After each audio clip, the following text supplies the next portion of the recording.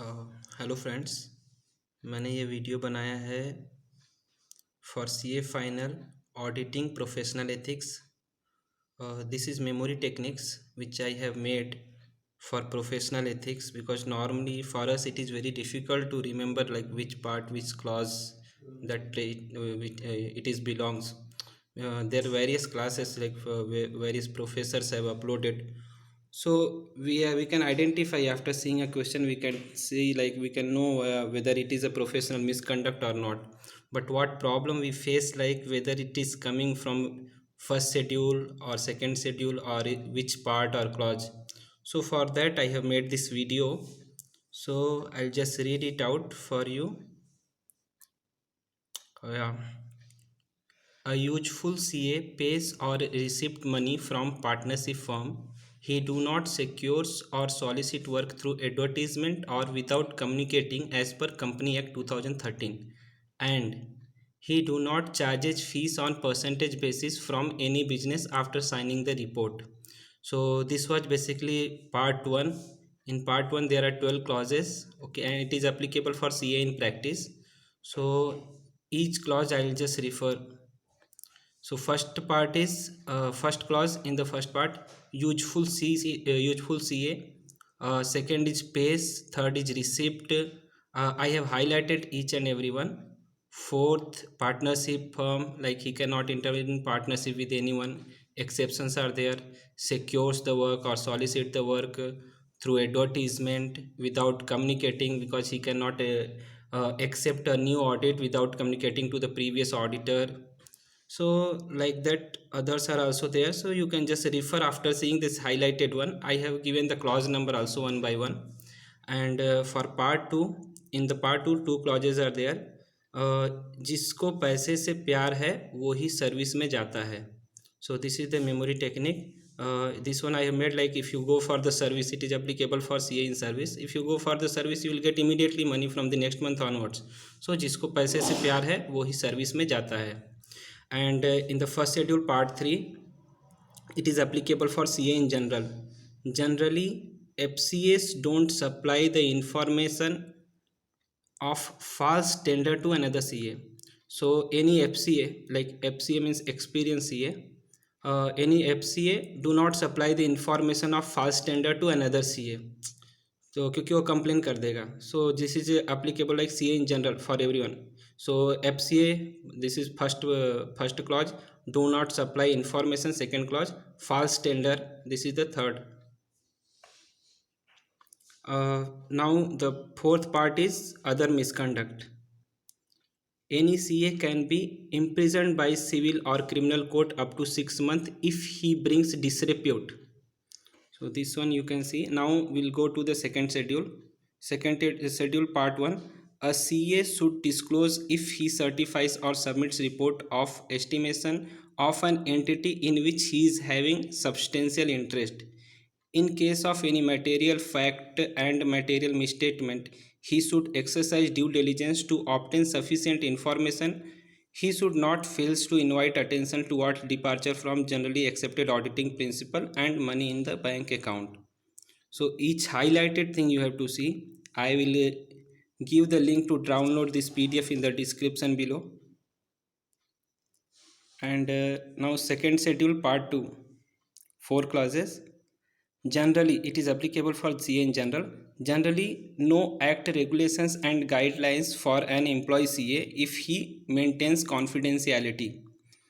But any CA cannot give false information to embezzle the client's money.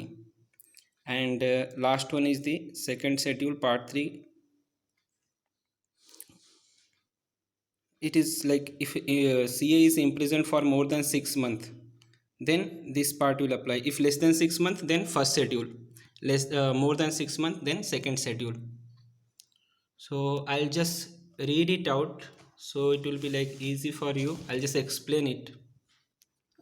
A useful CA, if a CA allows a CA in practice is guilty of professional misconduct if he allows any person to use the name of chartered accountant. Pays, if a CA pays to anyone from his fees, CA in practice, if he received from anyone, if he entered in partnership, that is the fourth one, and if he secures the work from through the mean which is not for the CA in practice, and sixth one is if he solicits the work, he will be guilty of a misconduct. Okay. Seventh one is advertisement. CA cannot advertise, that is the seventh one. And eighth one is the communication, he cannot accept the audit without communication. And ninth one is the Company Act. Before accepting the audit, he has to ascertain the requirement of Companies Act. And next one is the 11th one, he business, a CA cannot enter in any other business. Okay, he will be guilty of professional misconduct. 12th one is the signing, he cannot allow anyone to sign the report. Exceptions are there, like partner or any other CA can sign, so that you have to see. And other than that, the same thing for the second schedule also. First part only I'll just explain, others you can by your own you can find out. Okay. CA should disclose. The word disclose is here important. Disclose means here a CA in practice will be guilty of professional misconduct if he discloses information in the course of professional engagement to any person other than his clients or requirement by the law, that is acceptable.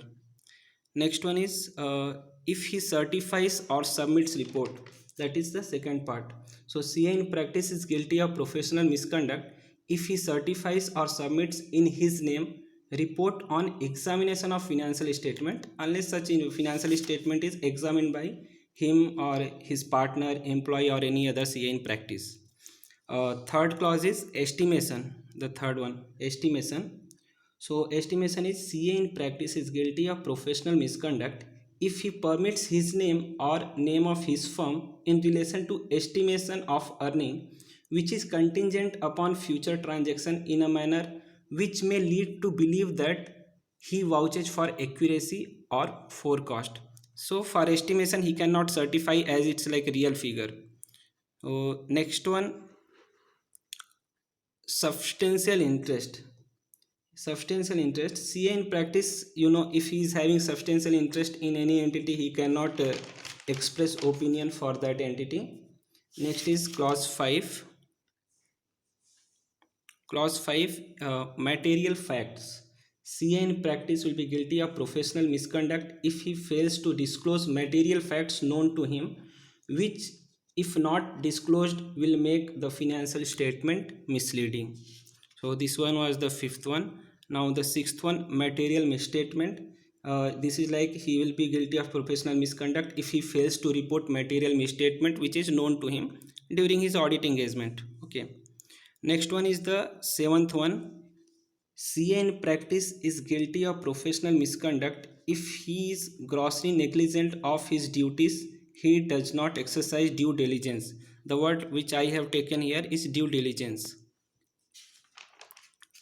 Okay, next one is the clause 8. Clause 8 is obtain sufficient information. CA in practice is guilty of professional misconduct if he fails to obtain information for the expression of opinion or its exception will negate the expression of opinion. So if he has not if he has not obtained sufficient information for the expression of opinion, or if he would have taken the if he would have obtained the full information, the opinion what he has given would have been changed. So that point he will be guilty of professional misconduct. Next one is ninth one, fails to invite attention towards departure from generally accepted auditing principle. So this itself is like expressive, so I need not to explain this one. Next one is money in the bank account, the last clause, clause number 10. So CA in practice will be guilty of professional misconduct if he uses the amount received from the client not being remuneration for the purpose other than intended or fails to deposit the same money in the separate bank account. So this was the I have explained, friends. So other than that, I think seeing the highlighted points, you can understand what it means. So thank you.